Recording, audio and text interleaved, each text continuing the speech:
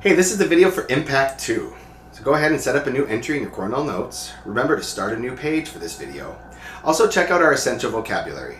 Today we will be discussing fossil fuels and renewable energy. Again, pay attention to this acronym HIPCO. These are the factors that are contributing to biodiversity loss. Again, biodiversity loss is just a fancy way of saying it's bad for the environment. So habitat loss, habitat destruction, invasive species, pollution, climate change, and overharvesting all contribute to biodiversity loss. Today really deals with climate change. So the carbon cycle, we talked about this before, but the carbon cycle is the movement of carbon around the environment, around the earth, through the actions of living and non-living organisms, or living and non-living factors. And it takes carbon dioxide out of the atmosphere through photosynthesis and converts it to glucose. Once that glucose is passed on through consumption, consumers are eating the producers and also predators are eating their prey, transferring this glucose, which eventually is released back into the atmosphere in the form of carbon dioxide through respiration.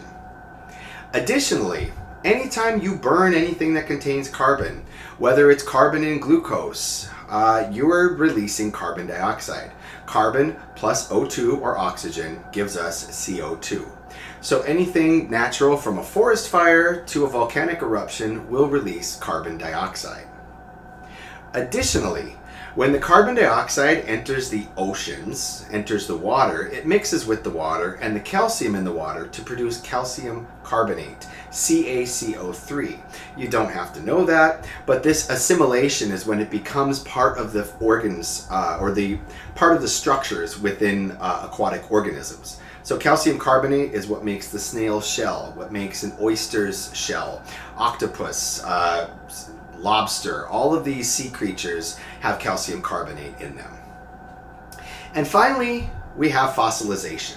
When an organism dies, it's covered by layers and layers of earth and soil and rock, and eventually the cells in the organism are replaced by minerals and they become fossilized, or in other words, are kind of turned into a rock. Now this is a good thing because it locks away carbon indefinitely, but it also contributes to the formation of a fossil fuel. And a fossil fuel, there are three examples: coal, oil, and natural gas. And these fossil fuels are carbon-rich resources that are formed over millions of years. But there is a problem. When you burn them, they're adding carbon dioxide to the atmosphere. So fossilizing, making the fossil fuels is all great. It's even okay if you extract them. Extract is when you dig them up. However, some of them, like natural gas, when you dig it up, it can actually make climate change even worse, but that's not really discussed in this curriculum. The problem is when you burn them. So when you have combustion of these fossil fuels, we are combusting these fossil fuels for transportation in the form of gasoline, but we're also combusting fossil fuels like coal in order to generate electricity. So what happens is you have to basically spin a bunch of magnets. When you spin magnets, there's electrons that are moving, and this flow of electrons is generating electricity. So when you spin the generator, you're generating electricity. And what they do is they boil water, and that turns the blades of a fan, which then powers the generator and generates electricity. But it also releases carbon dioxide. So this impacts the carbon cycle, this additional carbon dioxide. It contributes to climate change, which is part of the HIPCO that leads to biodiversity loss. And also for humans, it's causing us to relocate. Climate change is going to impact the global weather patterns. There's going to be areas that are too hot, areas that are too cold, areas that receive too many forest fires, areas that get too many hurricanes or tornadoes. So humans are going to have to relocate. You're also going to have a lot of people dying from heat-related illnesses or heat-related stress. And finally, you'll have reduction of human crops. There'll be areas that were agricultural hotspots. They won't be able to produce any crops anymore. So you may have people going hungry and starving. So how can we fight this? We can use renewable energy resources. And a renewable energy source is a source of energy that does not consume fossil fuels or increase atmospheric carbon dioxide. It still uses the same basic technology, you still have to spin a turbine, which then spins a generator, moves these magnets, generates electricity. With hydroelectric power plants, you're using the water pressure to spin this turbine. In other words, it's moving this wheel of water through the pressure of water. And the turbine is powering the generator to produce the electricity.